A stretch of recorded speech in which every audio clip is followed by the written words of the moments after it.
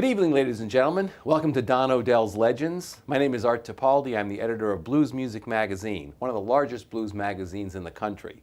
And tonight we have with us really a repeat performer here at Don Odell's. This is his fourth time performing. We have the wonderful Albert Castiligia from down Florida ways. Albert, welcome tonight. Thanks for having me, Art. Yeah. Good to see you again. Good to see you too. We're getting to see a lot of each other this year. Yes, we are. Now, Albert was here 2 years ago, and if you go on to the archives of the show, you can see our interview then.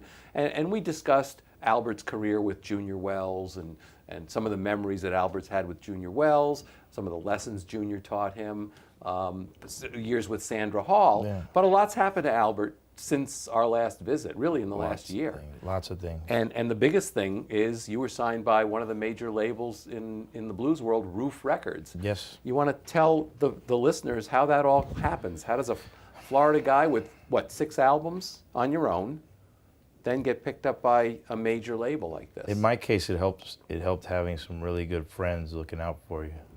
Mm-hmm. I was heading to the Blues Blast Awards in Chicago last year, and my wife and I were sitting at the hotel bar before the show, and I get a text message from Mike Zito. Mm-hmm. He says, call me right away, call me right away. So I called him, and I said, where are you at? And he says, I'm at the Royal Albert Hall with the Royal Southern Brotherhood, and I'm here with Thomas Ruff, and Thomas wants to sign you. Thomas Ruff is the owner and president of Ruff Records. Right. Which is a label, we should mention, a label based in Germany. Correct. Yeah. And he said, Thomas wants to sign you, but he needs you to do the Blues Caravan Tour for 2014. Mm-hmm.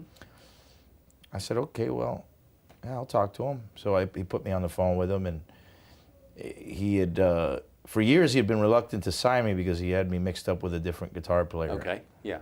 So I kind of busted his chops about that. I said, Right. Shame on you, Thomas, now, you know. Yeah. and he got a chuckle out of that. And so I said, I'm happy you want to sign me, but don't you want to hear the album that I recorded first? So, You already had the album. I had already recorded the record. Okay. I had done it I had parted ways with my previous label, and I had decided that I wanted to make the record myself. Right. Do it myself, have control of everything, and then shop it to whoever would shop it around, you know. And so he said, yeah, send it to me.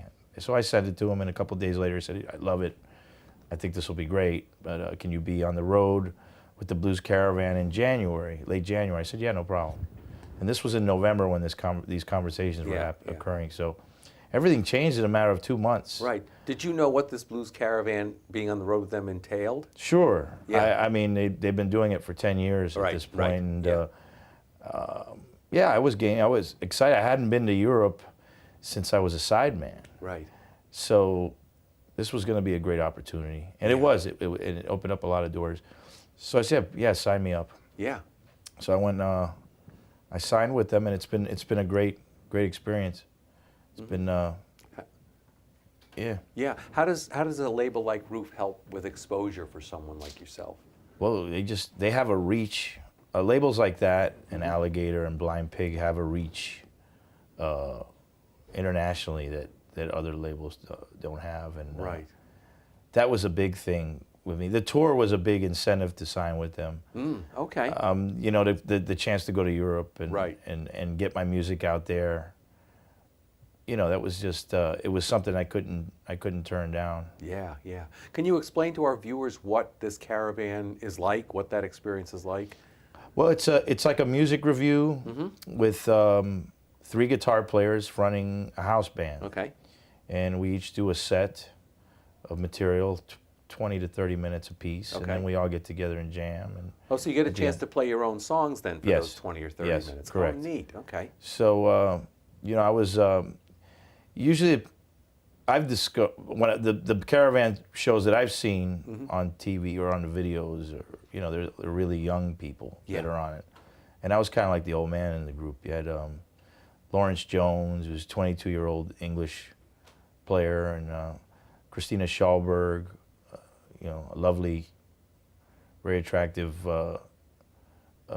a guitar player from Norway, and I felt like Methuselah next to these guys.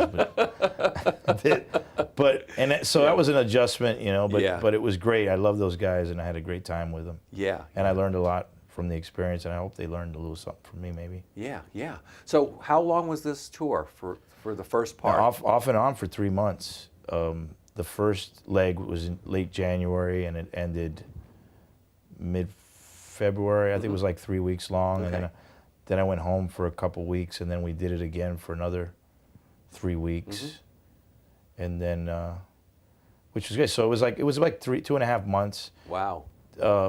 Overall, but then I had to go back right after the Caravan tour. I went back to Europe with my own band. So the whole European experience this year lasted from January through late April. Wow. Did the Caravan open doors for you and your band, or does Thomas Ruff and Ruff Records reputation in Europe open dours for you? I think it had a big. It really did open some doors. Doing the Caravan tour wound up getting piqued people's interest in me, and they wound up coming to my band shows. Oh, neat. After that, I remember playing near Hamburg, in a town north of Hamburg, very far away and a remote part of Germany, and a group of 6 guys who had seen me play with the Caravan in what was the town?